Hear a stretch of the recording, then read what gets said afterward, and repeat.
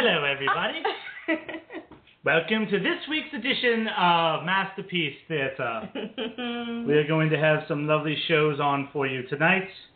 I think we shall review the latest edition of Sherlock and perhaps maybe talk to somebody else who's very boring and dull. I haven't watched Masterpiece Theater in forever. I used to watch it when I was a kid. I know. I remember, like, as a little kid coming home and seeing it on and not understanding a dang thing they were talking about. No, this is Paranormal Hangover, everyone. How are you today? How's everyone this evening? Yes. This rainy, nasty, flood-worthy evening.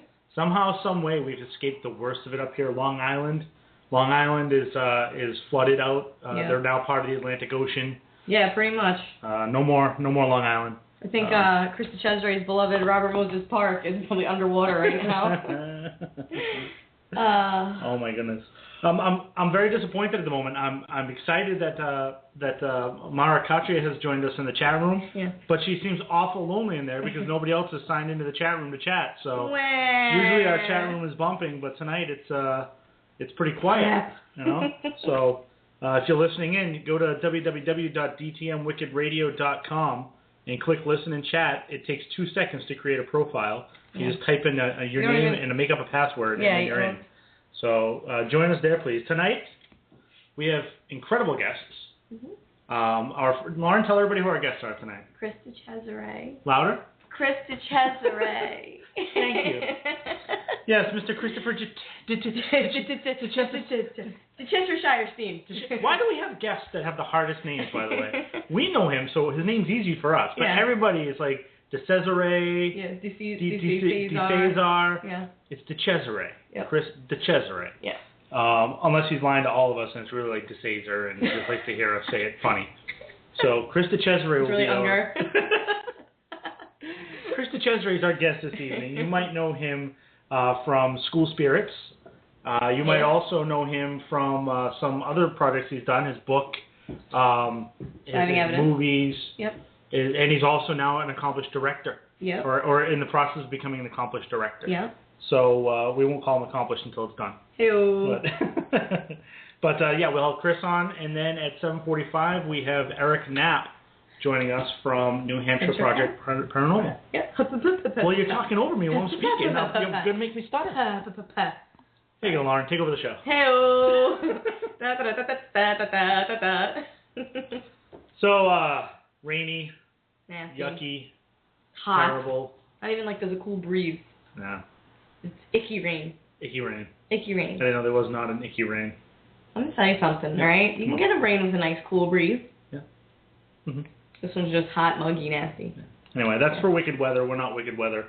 Wow. I'm leaving that alone. I know. That's my fault. I started talking. You see how I get you? No, I'm gonna ask, and everybody who's listening, if Chris isn't listening right now, when he's on, I'm gonna ask him if he still has the short shorts and if he wears them. Hey-o. I've seen the pictures of him running when he was a kid. It was the 80s. He had the short shorts. Yeah. You know, what are you gonna do? He was also a marathon runner. Right? Yeah. Yeah. And you didn't just wear them around the house. I think it would be awesome if people in marathons ran wearing like basketball shorts down around their knees. Like they were just jogging in these big bulky basketball shorts. I think that would probably hurt their times, right? I don't know. How much does it really hurt the time? It might weigh them down. I don't know. I guess we'll ask Chris when he comes on, huh? We shall bring him on. Yeah, we shall. But in other news, ladies and gentlemen, in other news, Grant Wilson returning for the 200th episode of Ghost Hunters. That's some major paranormal. That's good news. No, it is good news. I thought it was going to be more surprising than that. I was going to be like, he's returning for good. Well, it would have been hard for them to do because they're already filming. Yeah. So that means that they would have been sneaking him in like a disguise. It really isn't Dustin Pari. It's Grant Wilson with his hair spiked up, looking like Dustin. They have like a Dustin Pari wig. With the whole face, like the plastic mask you can buy on Halloween of like Nixon. You got one of Dustin Pari. Yeah. Yeah. That'd be awesome. I'm gonna get a Dustin Pari costume for this Halloween coming up. I'll be Brit. You'll be Brit? Yeah, I'll be Brit. I want to see you rock a goatee. Bring out the little goatee and everything for Brit. I'll have a mask. Now there's no women on the show either. What's up with that? Oh, that's right, because Amy and Adam are gone, right? Yeah, and Michelle. Well, Adam's not a woman, but that's okay. But no, but they're a team. It was always Amy and Adam. Right. Right. So now there's no women. Yeah. Now it's because you can't even count count any of them as any bit girly. No. So. And he doesn't bring his daughter on as much, right? He's not bringing her on, or is he going to continue to bring? That's a good point. Jason going to bring his daughter. It's a very good point. I forget her name. Terrible, but I forgot her name. Maybe she will be. Yeah. But Jason Hawes' daughter might be on some episodes, so who knows about that. All right. That's awesome. It's good to see that Grant's coming back, and I do believe since it's been on Facebook, everybody knows now Joe Chin is joining them for that investigation as well. Yeah. And Dustin's on that one too. So cool. A little bit of a reunion for them. Yeah. But that was really cool to see. Get the band back together. Yeah. One last time, man. Get the band back together. Get the band back, man. Really got World's End. I think we all had if you follow them on their pages, the Facebook pages and the Twitter pages, we all had an idea it was going to happen because right around the time that they were showing that they were investigating this certain place, all of a sudden Jason Hawes puts a photo up and goes, look who I bumped into. Yeah, right? Like, I'm sure you bumped into him. Yeah. Like Was he, like, weeding outside? He just planting tomatoes? He was looking for autographs. Yeah, there you go. He was a groupie down there looking for autographs. Groupie. But, so that's some major paranormal news right now.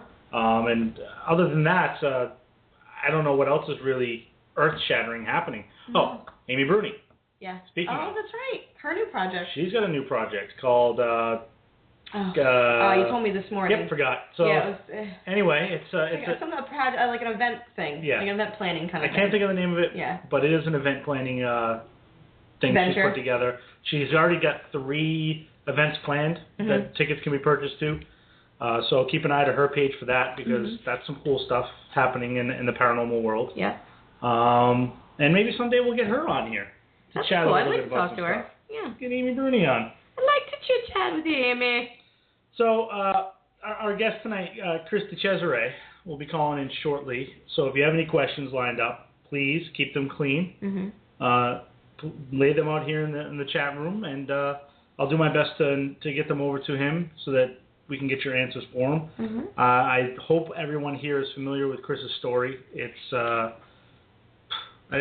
mind-boggling. Quite interesting, actually. I just finished reading Surviving Evidence today. Yeah. I'm not going to talk anything. I don't want to say anything about it. We'll let Chris tell the story. He tells it much better than I would anyway. But that really, really interesting, kind of like traumatizing thing that happened to him. Yeah. You know, and something that still traumatizes him to this day. Something that still kind of sits in the back of his head. You know. Yeah. Just over his shoulder, kind of thing. And it came from out of the blue. Yeah, from out of nowhere. Not like he was looking for it. It was not like the place was haunted already. No. It came out of nowhere. Came absolutely out of nowhere. And he'll tell us all about that in just a little bit when he gets in here. And then later on we'll talk with Eric Knapp. Eric and his group, New Hampshire Project Paranormal, they've been around since 2002. Really, have they? 12 years. Oh. They've been helping people in the New England area, Maine, New Hampshire, Mass. They have a show on Paranormal Warehouse. That's called Hunting the Haunted.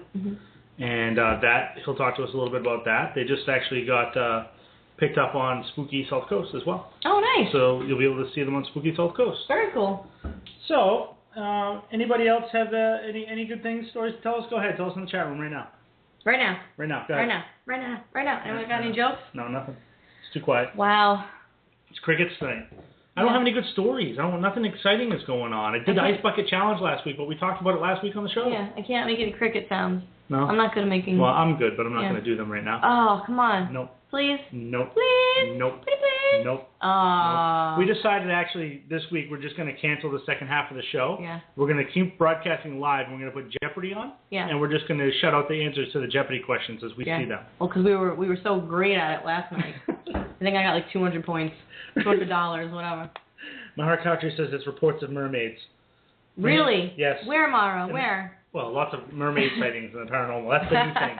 The new thing? That's the new thing everybody's going to jump on now. Mermaids. We're going to go searching for them. Oh, good Lord. Well, let me tell you something. I get seasick, so I can't scuba dive or anything like that, so you guys have fun looking for mermaids, okay? I'll be on land with a pina colada, holding up a flag that says good luck, hope you find What would be a good mermaid, like Finding Bigfoot? What would be a good one from mermaids? I don't be know. a good name for a show. I don't know. Like, snorkeling for mermaids. Like diving for the maids. Diving maids. Oh my God. What else could we look for? We could start a chupacabra search. Yeah, you can do that. I'm going to pitch that idea. Okay. I'm going to do that. Chupacabra. I mean, just go back to all these Destination Truth episodes and find like the weirdest animals that you can come up with. Yeah. Catching the cabras. That's going to be my Catching cabras. Catching cabras. Not cobras. Cabras. Cabras. I'm going to do that. Catching cabras. I like that. Hey, Chris Leno's Best comes back this fall. What? We should get him on the show. That would be awesome. I want to get Chris Lee on the show. For anybody who does not know what Chris Lee knows best is, shame on you. Do yourself a favor. It is the most incredible TV you could possibly watch ever. Ever. What do you always say? The Kardashians with morals. Yeah, it's Kardashians with morals, folks. Kardashians with morals. So that's the Kardashians with morals. Chris Lee knows best. It is. Before we speak epic. with Chris DeCesare, I'd like to bring Ronald Reagan on for just a moment. Mr. President, are you there? Mr. President? Yes, hello. Hello. Hey, Ronnie, how are you? Well, I've been dead for a while, but other than that, I'm just fine. Thank you. Thank you. This is, in case nobody knew, before we started this, we actually are doing a EVP session live on the air with Ronald Reagan. Yep. So, Ron, can you tell us what heaven is like? Well, now I can't spell EVP, but I'll give it a shot. DeCesare, how are you, sir? I'm doing great, thank you.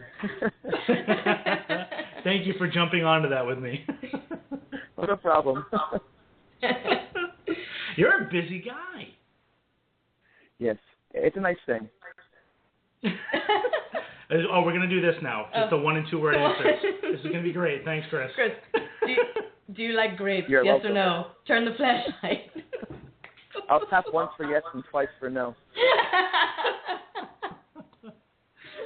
So, in case nobody knows what we're talking about at the moment, Chris has obviously announced his new project, The Veil Principle, where he's making his directorial debut.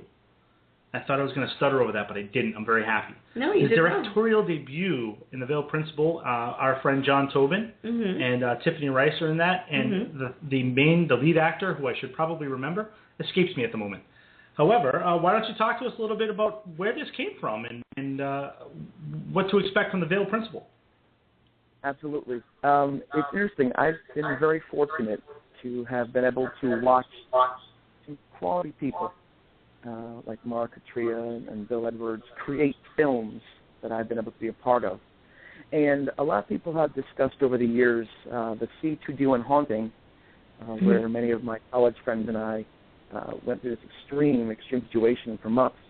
And during those times, we didn't know if necessarily things were as we thought they would be. What is reality? You know, what were you mentally ill? Were things of a paranormal nature? And so combining those two things, my experience with that extreme haunting, and then watching and growing and learning from some great people, the opportunity came for me to direct The Veil Principle, which is really about a young soldier coming back from the Iraqi war and hearing voices in his head. And the question is it PTSD? Is there something in that room? And how, this individual tries to struggle through that. So it's a nice confluence of variables, as they say.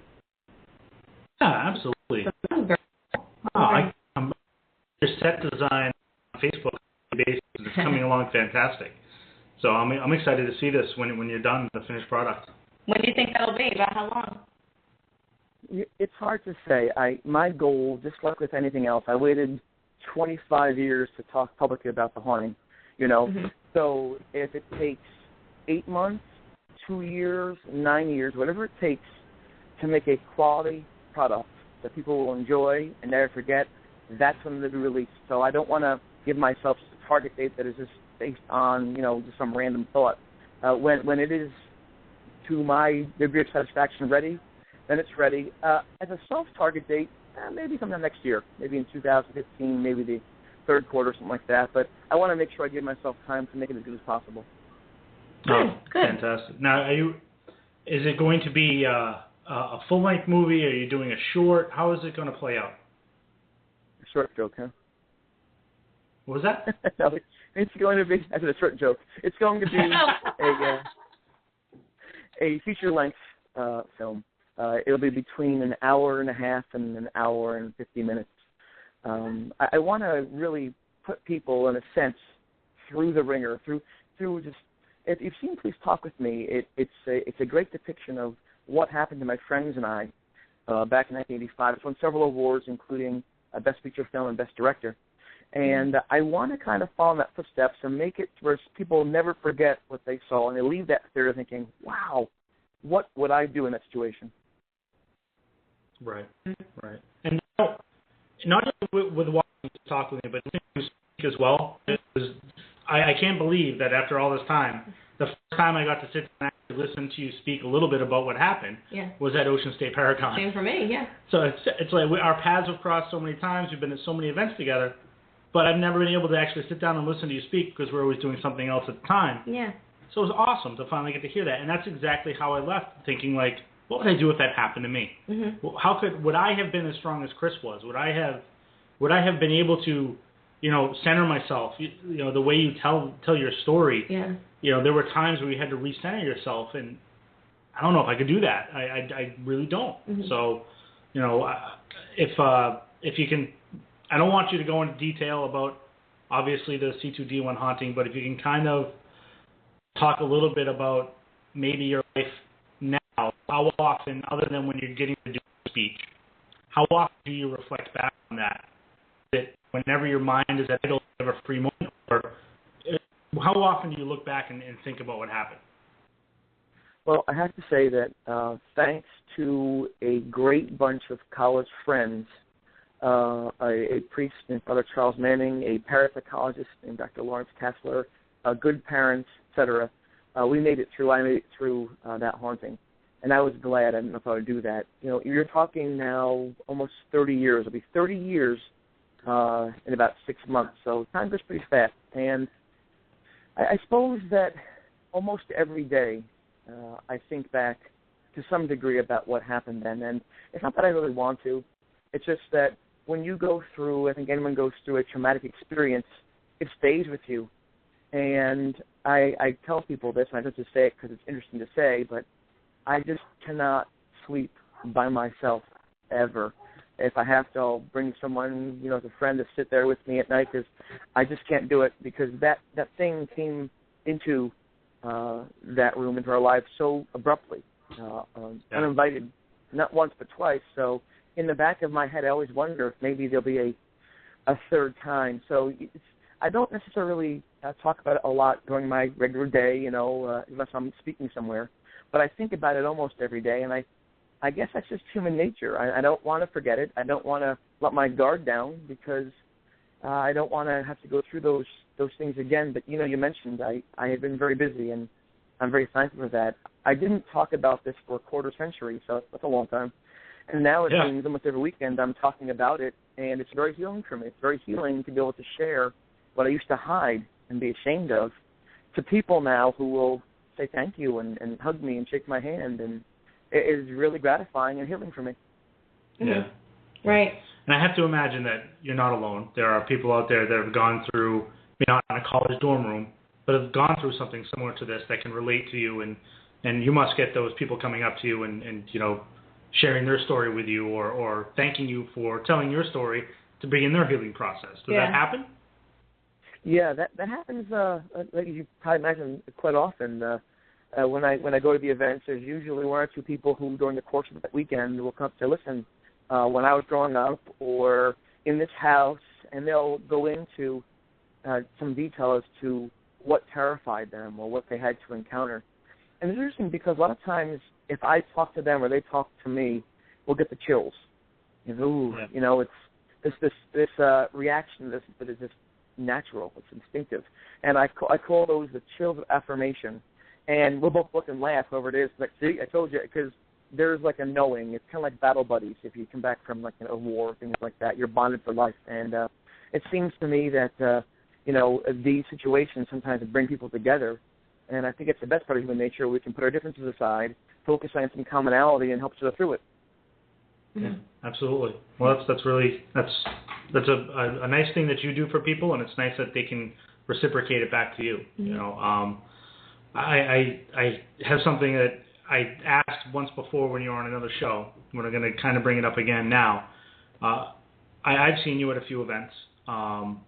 You do go to some of cons and events and things like that where obviously there are ghost hunts involved and whatnot. And do you feel sometimes that you're tempting fate a little bit by being involved in doing these? And at the same time, I'm gonna piggyback that with, have you experienced any other type of paranormal activity or events while doing one of these cons or investigations? You know, you are absolutely right about the ghost hunt. I am a small M to the 1,000th degree, minor celebrity. So, but I am asked to go on some ghost hunts because people pay their funds and they want to go with somebody from a TV show or a movie and things like that. And, you know, I can't say no. That's rude. You know, I don't want to do that to people. So I know it's part of the deal when I go to some places there's a ghost hunt. For the most part, I try to stay in the background, you know, and I'll joke and say, I think this chair right here is haunted. So I'll take this comfortable chair while you guys go in the dungeon in the basement, and I'll make sure things here are good. So I try to look for, you know, that out. Yeah, because, and you're right about that, I fear that if I go on a ghost hunt, that I might pick up what they call nowadays an attachment. I'm learning the vocabulary as we move forward, you know. These things seem to be attracted to me, and this is going back 30 years. The priest told me that, the psychologist told me that, and I tend to see things and hear things I don't want to see. You know, it happened where I saw somebody at the Shanley Hotel. That was kind of amazing. At the Hinsdale House, that was kind of amazing. So usually if I go someplace, not always, but usually, I'll see somebody or something that is, you know, a spirit or a ghost or whatever word you want to use. And I'm afraid that they might attach themselves to me because I can hear them well, or I can see them well, and I might think I can help them. And having been traumatized by what happened 30 years ago, I don't want that. Now, maybe I'm smarter. You know, maybe I'm more wise. Maybe I'll be able to handle that much better now. I don't know if I want that opportunity. And so, for example, when we were at the Parahistory Con at Lake George this past spring, you know, I was down considered the crypt, I guess. And, you know, there were a few folks there from television shows, and they brought their, you know, their devices and their K2 meters and try to talk to some of these spirits. And as they were talking, I heard someone talking from behind me, clear as day. And it scared that out of me. And they were answering the questions. And I was like, oh my gosh, I was amazed by that. And I got so fearful, though, they'd attack onto me. And I actually left out of that place, and I sat down next to, you know, Tiffany and Denny, you know, and for about an hour because I thought, if it's talking to me this loudly already, it's going to follow me home. It's going to be with me, and I can't say right now. So I just sat there, and luckily that, you know, John didn't mind, and Kathy, and, you know, and Tiffany and Denny, because I was just trying to do what I thought was safest. Yeah, absolutely. And right. Most importantly, that's what you have to do. You've got to watch out for yourself. So even if you're at one of those events, your safety is always at the utmost importance. So don't ever let anybody tell you otherwise. If you're doing that and you get that feeling that you just got to boogie and get out of there, boogie and get out of there. Yeah. You know, yeah. That's what you got to do. It's a strange thing, though, because I would say that at least 40% of the population, 40% say, what are you talking about? There's no ghost to be afraid of. And they might view my actions as being, well, what's up with him? He doesn't want to go in. Was he drinking? Is he upset? You know, why is he feeling his obligation? But for me, you know, I would do everything I could to entertain, to help, to guide. But just like you said, there are times I have to pull myself away just because I don't want to make it a bad experience. Yeah. Do you do any type of protection? Do you? Not talking about, you know, in the bedroom. I'm talking about... Wow, really? Nice. But do you do... Is there anything that you do to kind of close yourself up or protect yourself before or after you participate in any of this?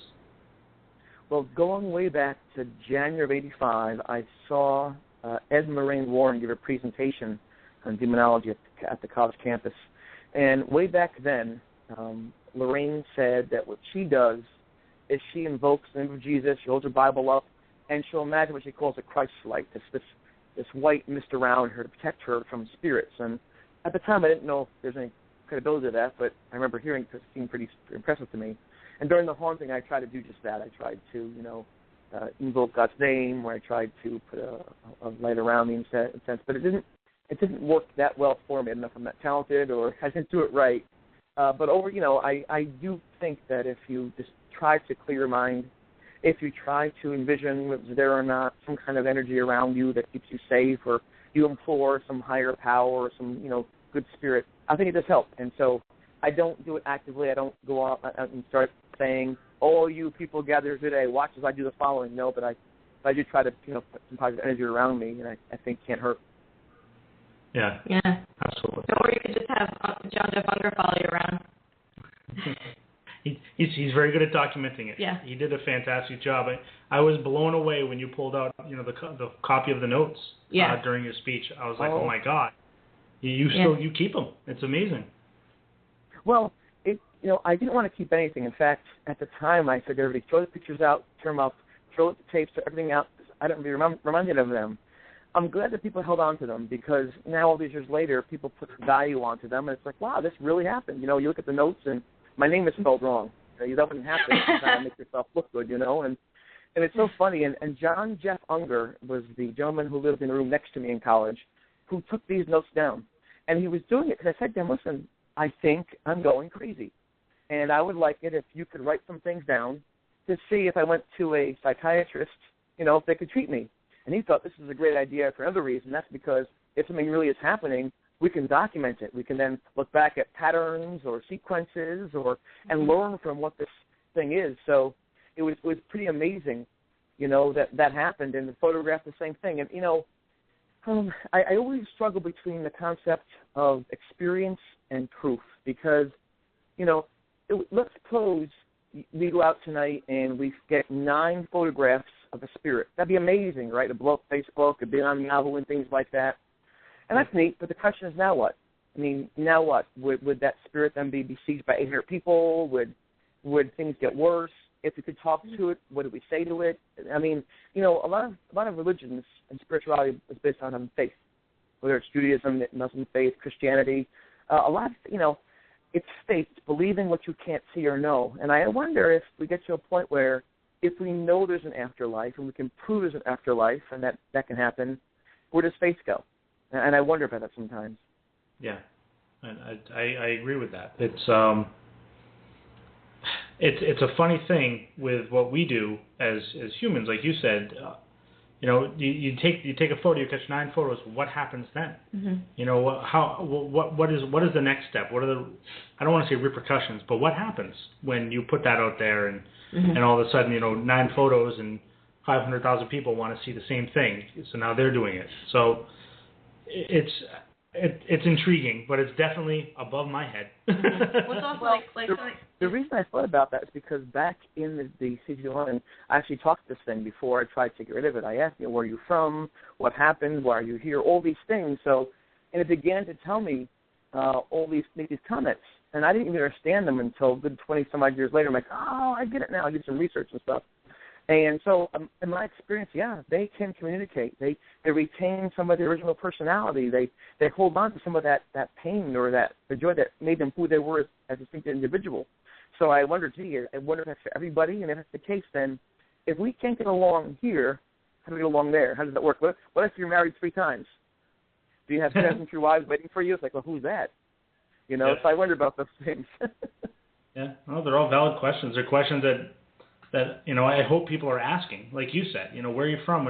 I hope people are asking those types of questions who are doing this sort of research, because, if they do begin to get answered, well, they're going to be questions that we're all going to want to know. I had a little mini rant on Facebook yesterday. I kind of let my mind go a little bit and ranted for a moment, which I don't normally do, but whatever. And that was one of those things I said, though, is that, we're all here as researchers. Doesn't matter if you have the best equipment. Doesn't matter what your T-shirt says. Doesn't matter what TV show you have. We're all supposed to be doing research at the end of the day. Mm-hmm. And are we good researchers? Well, if we're asking questions, then I think we all are doing a good job in some way. What we follow through with what we get back, the story. That's a really interesting in the whole. Hopefully, it's not 3 wives on the other side going, "You got some splaining to do, boy." You tell me. So. I always wondered about that when I was a kid. Like, what if I got married twice and then I died? What happened? Who do I spend my eternity with? be an arm wrestling match in heaven. Before St. Peter lets you through, you've got to arm wrestle. Whoever wins gets to go on. Yeah, what if he's bored of that job by now? What if he's bored of that job by now? What if he's bored of that job by now? Oh, God, there's more coming? Seriously? I'm right here. Oh, sorry, I didn't use your name in vain. Sorry. It never ends. Please, just let me up from my seat.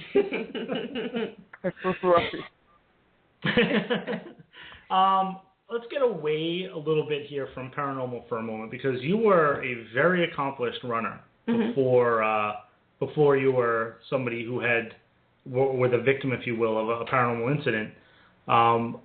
You had big aspirations, and unfortunately, the injuries put that on the back burner for you. The shorts that you wore when you were running, do you still wear those kind of tiny little short shorts when you run, Chris? Oh my gosh.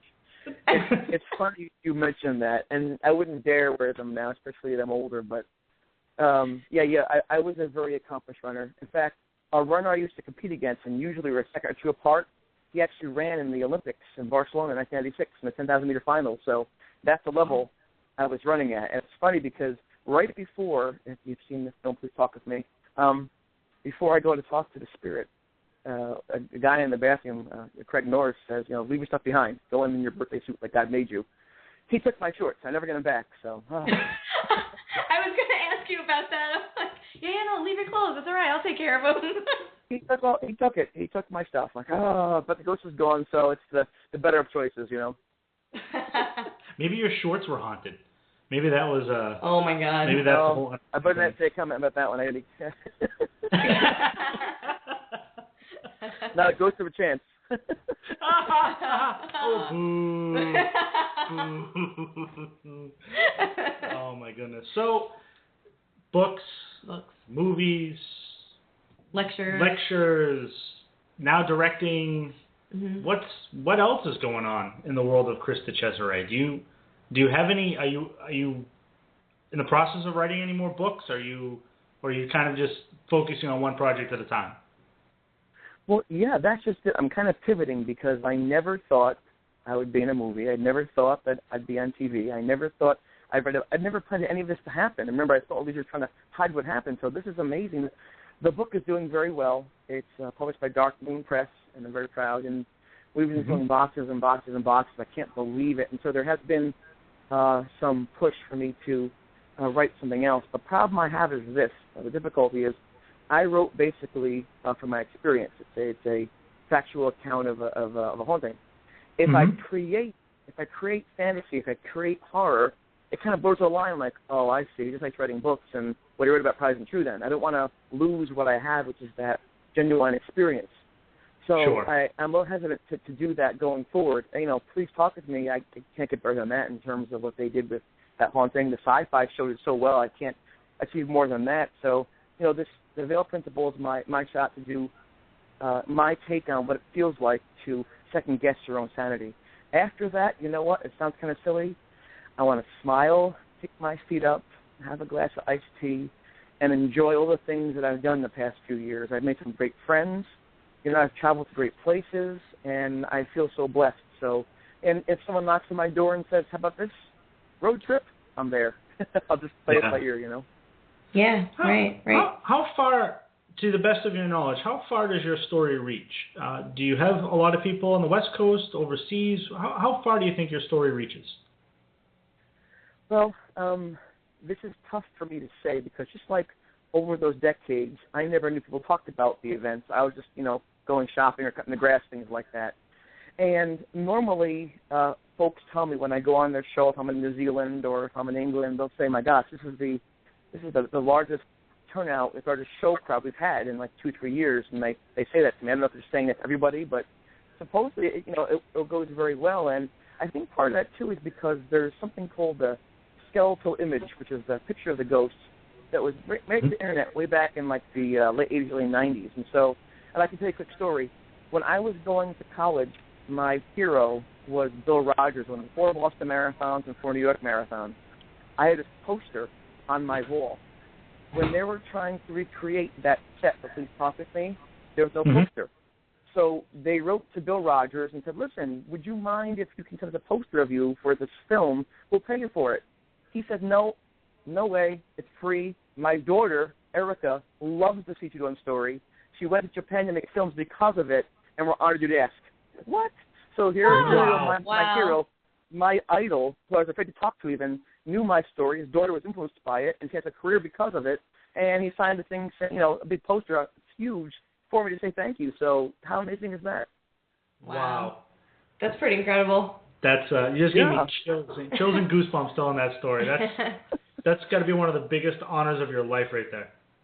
Absolutely. And right now it's actually hanging on the C2D1 set, which is at a bed and breakfast about the same name out in St. Pennsylvania. So people want to go out there and spend the weekend at the bed and breakfast.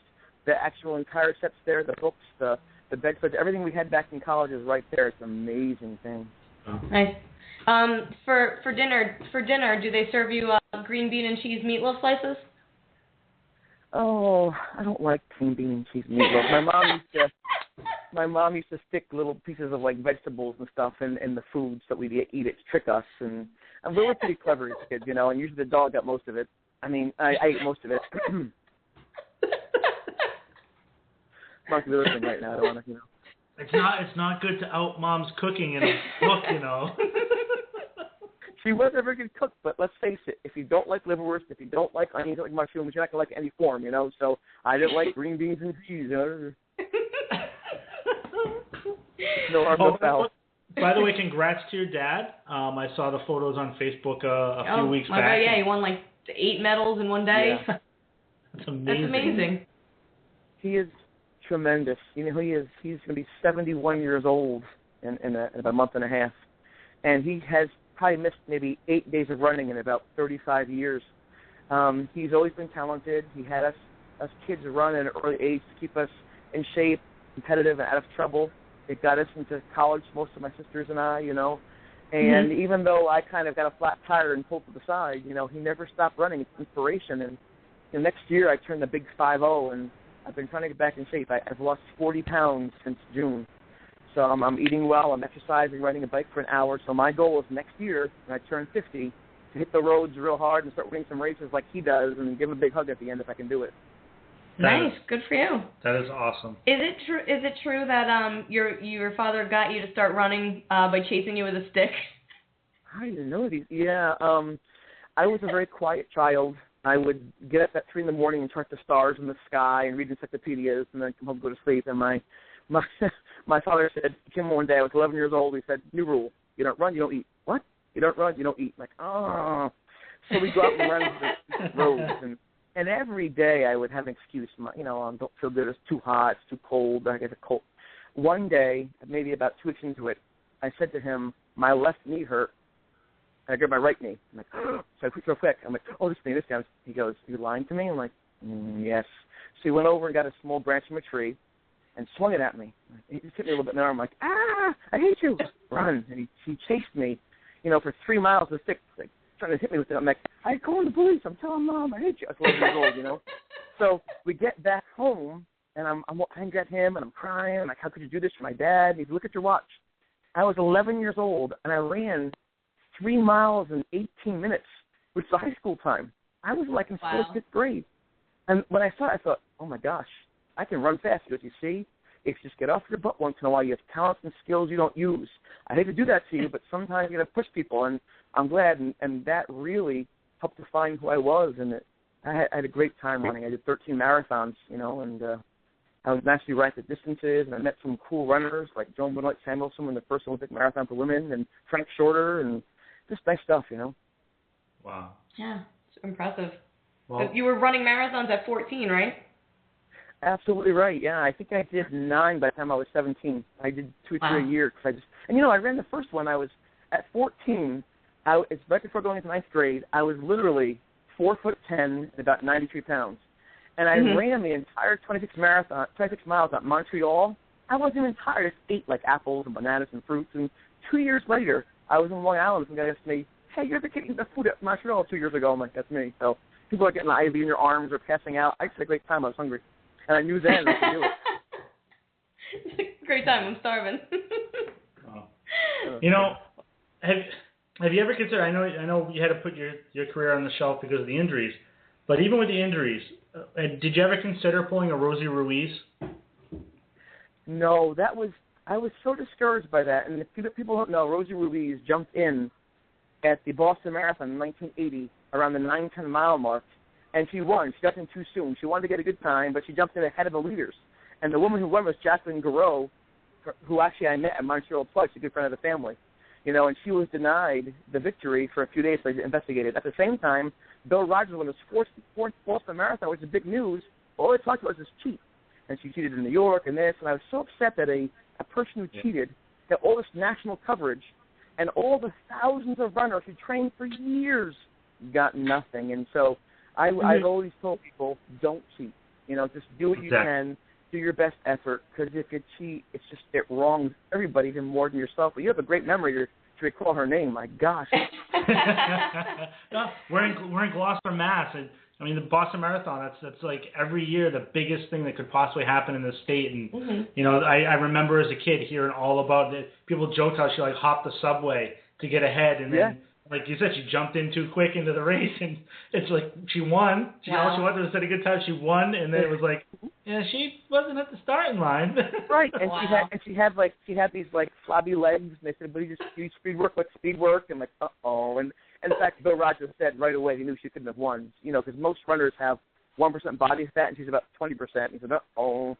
But the lady who won, Jacqueline Garreau from Canada, she's a great human being, and they let her cross the finish line a couple of days later just to honor her, and that was 1980, going way back. Yeah. Wow. Long time ago. My friend, as I say every week, Lauren and I look at each other and go, just not enough time. Not enough time. We're at the end. Is there anything that you would like to shout out there, give some sites for the Veil Principle, tell people to like this, like that? Surviving evidence, evidence. Well, I can tell you this. Corvus Nocturnum and Dark Moon Press were very kind to sponsor the writing of my memoir. And that was very nice. He encouraged me to do it. He supported me, and I'm very proud of it. So if you'd like to purchase Surviving Evidence, it's $20. It's about 420 pages, and you can get that Dark Moon Press or through Amazon. I'm very proud of that. I think people should go to ptmthefilm.com and take a look at Please Talk With Me. It's an award-winning feature film. I hope that what I can do is half as good as that. And I just want to thank everybody who I've met over the past 2 years who's made my life a more positive and happy one. And that's what I want to say. And I thank you both, too, for the same thing. Oh, well, thank you so much, Chris. We're honored for that. Yeah. We've got to get out your way and spend a day maybe chowing down on some meatloaf with green beans. Yeah, and let me tell you, chase me with a stick. I'll get down the block and I'll pass out. I'll tell you. You'd be surprised. I ran with Chris from the gathering area at PHC2 at Fort Henry into the fort, and that was good enough for me. I for whatever reason, my shins can't handle running, and I was like, and believe me, no, I'm kidding. I could handle it, but I could never have gone any further with him. Yeah. It's not much fun, is it? If you're good at it, I assume there's a reward, but people talk. Yes. Folks who play chess love playing chess. They're good at it. If you're not good at it, it's no fun. Same thing. Yeah. Yep, exactly. Absolutely. All right, brother. You have a great evening, and we will talk to you very soon. Thank you so much for coming on the show. Thank you, Chris. Thank you both. Have a good night. You too. Bye-bye. That was Mr. Chris DeCesare. Yes. One of our dear friends, and it was awesome having him on the show. In just a moment, I'm going to bring on Eric Knapp from the New Hampshire Project Paranormal, and he's going to talk to us a little bit about what's going on with him. Before I do that, I want to remind everybody that things like this can't happen without the Caring Coaching Center. That's right. Please go to thecaringcoachingcenter.com and help build yourself a new you. And build yourself a new you. Reminding everyone about the Caring Coaching Center, I am now going to say hello to Mr. Eric Knapp. How are you? I'm good, guys. How's it going? Very well, thank you. It's going well. Now, you're not very far from us, but how's the rain up there? Actually, it's pretty horrible up here. It's been nonstop all day long. Yeah.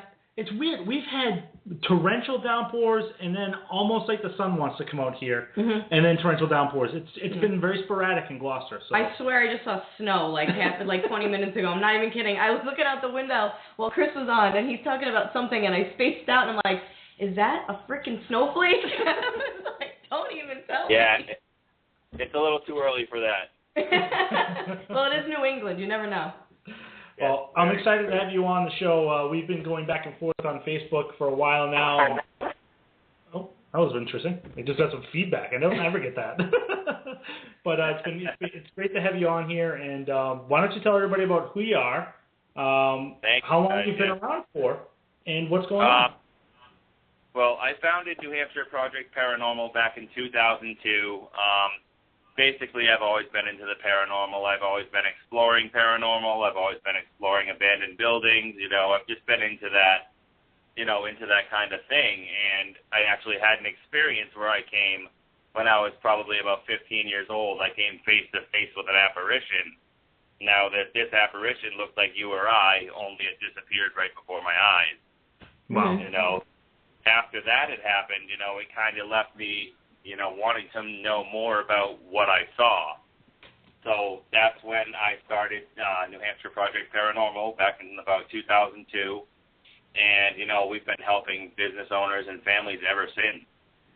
Yeah, and that's good. I like how you have added. This is one thing I like about having teams like yours on and some of the other teams we've spotlighted is the fact that you're helping businesses and families. It's not all about, you have a show, but it's not all about the show.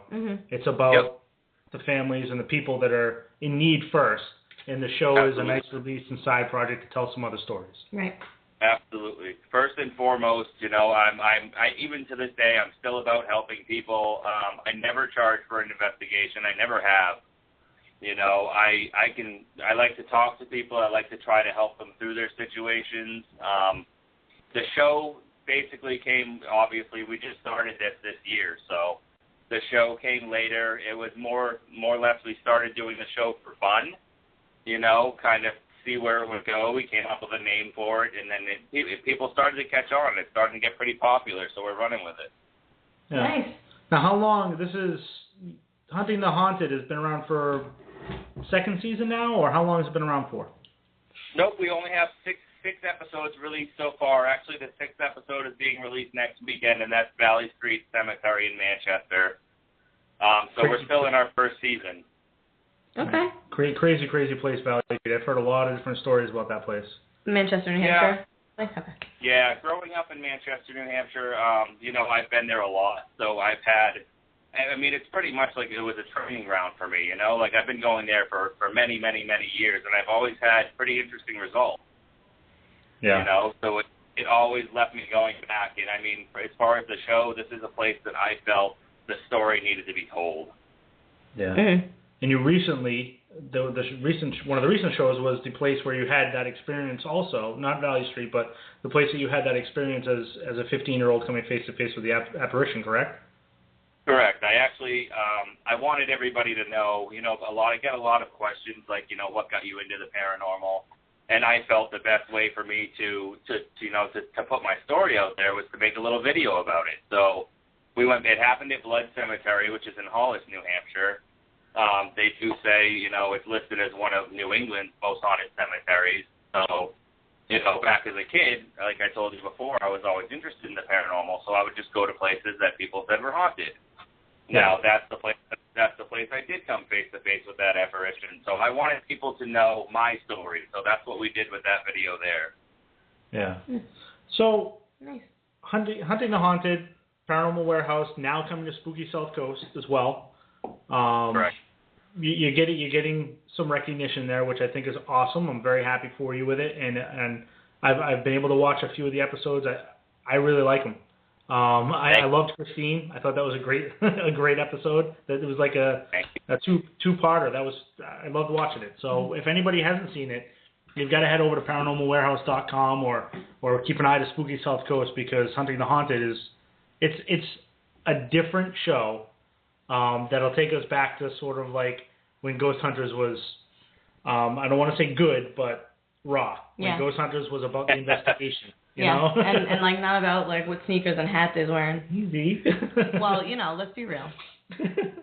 But cool because we bring a lot of different things to our team. We're a small team of 3. It's myself. I founded the group. My wife, Sky, who is really, she's the biggest skeptic out of all of us. She needs to see it with her own eyes to believe it. So having that is a huge part of our team. And then it's the paranormal princess, who is Mindy Malik, who's also my sister. Now, she's a huge paranormal fan. She's been with us from the start. And she is just a huge personality. So she brings a lot of fun to the team. So as you see, we do a lot of bloopers with her at the end of our videos sometimes. She's just a blast to be around. So the 3 of us together, we just have a good time, That's awesome. Tell me, or tell everybody right now, real quick, before we run out of time, because we've still got a little bit of time, but I always find at the end we're rushing around. How can people get in touch with you? Where can they go to reach out to you? My webpage is www.nhparanormal.com, and all of our contact information is on that as well, and you'll be able to see some of our episodes on there as well, and a lot of other stuff like vlogs and pictures and all that good stuff. Excellent. Okay. Facebook. Hunting the Haunted is on Facebook? We haven't started a page for it yet, but New Hampshire Project Paranormal is on Facebook, and they can get all of the information about Hunting the Haunted on there. Okay. I'll try and put Go ahead. We are going to start a Hunting the Haunted page. It will be posted soon. We're working on that now. Excellent. Okay. We'll put up some links for you from our page. Yeah. I appreciate it. I love it too. Yeah, I love working with teams like you, and it's something that we've been trying to do. We're not afraid to work with anybody. You have a good reputation. I try to do a little bit of research before we go investigate with you. We'll investigate with you guys. But of course. But no, it's definitely it's definitely something that I'm looking forward to. Is sometime soon. We've got to get our team together, your team together, and do something as a collaboration. Absolutely. We would love that. I know you guys can't make it down to our Lizzie Borden event, but we're going to be doing a lot of other events I would love to have you at too. So I'm looking forward to it. I really can't tell people enough that they've got to check out Hunting the Haunted because, like I said, it's getting back to the investigation part. And your client interviews are awesome. I love listening in because you ask the right questions. Mm-hmm. And Thank you. Now I'm going to ask you. I didn't really ask Chris this question earlier because Chris is not really an investigator. He has other attributes that he brings to our realm or field, if you will. Yep. Do you think that right now the shows that are on TV are helping or hurting our field? To be honest with you, I think they're kind of hurting the field. There's a lot of let me put it to you this way: TV is on TV for a reason. Yep. I'm not saying anybody is faking anything. I'm just saying TV is entertainment. TV is on TV to entertain the people. Without the entertainment, nobody's going to watch it. Now, I'm not going to say that I don't like the shows because there are several shows that I do like, and I'm a big fan of the paranormal shows. But like I said, TV is TV for a reason. And there's one thing that I can guarantee you about our show. I mean, we're a small web series, but I even started adding it to the beginning. Real ghosts, real experiences. Everything that we put out there is 100% authentic. We are never going to fake anything. I'm not going to try to do anything for ratings. I just want to give the people a good viewing of what we do when we're out there. Mm-hmm. Absolutely. What it's really like. Yeah. Exactly. I don't want to make people think it's something that it's not, because yes, we put ourselves in dangerous situations. It's not all fun and games. We do try to have fun, but there are some serious situations out there. Yeah. Right. I sometimes wish that they would like the little cutaway guy on SpongeBob SquarePants and have it be, you see somebody sitting in a chair and then a thing comes up on the screen and goes, 8 hours later. And he's still sitting in the chair. You're that's what happens. Right? Yeah, but it's nice to have a web series like yours that kind of allows people to like grow with you and to learn with you. You know, because I'm learning on every investigation that I go on. So, you know, going from episode 1 to episode 10, look at what she's learned. Yeah. You know, going forward and how she's using that information. I'm absolutely not an expert by any means, and I don't think I ever will be. You know, I'm not afraid to say that. I'm learning every day also, and I think that in this field, every day you are going to learn something new because nobody knows for a fact, everything, you know? Yeah. Yeah. That's one of the next things I was going to ask, sort of kind of tails off that is, do you have any advice? If people were listening right now, if it was just a group of people who were like, yeah, I want to start a paranormal group, and you could say to them, before you do that, this is the one thing I think you should do, what would be the most important thing that you could tell them? I think they should do as much research as humanly possible, read as many books as they can, listen to as many stories as people have out there, because if there's, one thing that I always do, like I'll always research, I'll do the background stuff, but you also have to consider, like a lot of these people that are just starting out now, they're just doing it because of what they see on TV. You know, what they need to consider is the fact that they really could be putting themselves in a potentially seriously dangerous situation. You know, that there are situations out there. I have been scratched. I have been pushed. I have had things thrown at me that should not be thrown at me. You know, there are dangers out there. And, I mean, even when you're going into some of these abandoned places, you know, there's structure damage. You have to be careful with that kind of stuff. So, I mean, I guess my thing of advice would be to be very careful and to make sure that you know what you're doing before you get yourself into a situation where you can't really handle it. Yeah, you know, like again, compare that to Chris's experience with C2D1. How he wasn't looking for that, he didn't want that, and he was put into that experience, and he was made to figure out how to handle it and how to deal with it. And people read that and they think, well, God, what if that happened to me? Yeah. Yep. Do I really want that to happen to me if I walk into a house that everyone says is haunted and I'm screaming and yelling and saying push me, scratch me, do this, that, take me over, whatever? Do I really want that? Yeah. Or am I going to take the advice of someone who's been through that? Yep. That's the road I would go. You know, you want to experience really is helpful in this field. I mean, there's been endless times, and I'm not even afraid to admit it, that I'll go to my mentors for help. I'll go to my mentors and say, listen, I have a situation here. I'm not exactly sure how to handle it. And I'm not afraid to say that. You know, that goes back to where I'm not an expert, and I'm not ashamed to say I'm not an expert. I've been doing it a long time, but there's still a lot of situations I find myself in that I've never been in before after all these years. Right, and people like you and Mark and me eventually will have to become like the mentors for the next generation of kids, or kids, or kids coming in who are wanting to do the same thing, and we'll be giving them advice and telling them about what happened to us, and it'll just go on and on and on. I can only pray that they listen to us. That's right. Yeah. That's the biggest problem, is getting them to listen. Because they're going to go back to look at the TV and go, no, Zach doesn't do that. No, not saying Zach's horrible, because he's not. I actually enjoy watching him, and I think he's become a very good investigator. I do. I like that show a lot. So. Yeah, and people knock it, but something, from show 1, and we're getting yelled at for 90 seconds. Yeah. From show 1 to now, they all have grown as investigators. They put pressure when they feel pressure is needed. Right. They take a step back and do a different approach when they feel that's needed. So I got to give them credit for it. I think they have a great crew. Actually, it's one of my favorite shows. Awesome. Eric, we are out of time. Sorry, Eric. Why don't you give everybody your website one more time? www.nhparanormal.com, and you can get all our info about us, our crew, and Hunting the Haunted. Awesome.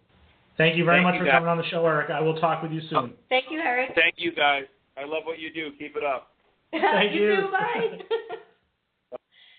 That was Eric Knapp from New Hampshire Project Paranormal and Hunting the Haunted. It was awesome speaking with him. I've been looking forward to that for a while now. I couldn't stop thinking of the Burbs, hearing the name Knapp. But that's a good show. I like the Burbs, so that was a good movie. So anyway, that wraps up our show. We do have our Lizzie Borden event coming up at the end of the month on the 29th. Oh, the 29th, Friday. There are still 2 tickets remaining. And we do have a quick little special announcement. We only have a few seconds left in the show. However, Pete Stagman the gentleman, the creator, the mind behind the POV glasses you see on Ghost Hunters, will be at the event. He's going to have the POV glasses for rent for $25, and you get to keep the card at the end of the night after you rent them. Woo-hoo! So bring your money for the event. Have a great night, everyone. Have a good night. See you next week. Or hear you next week.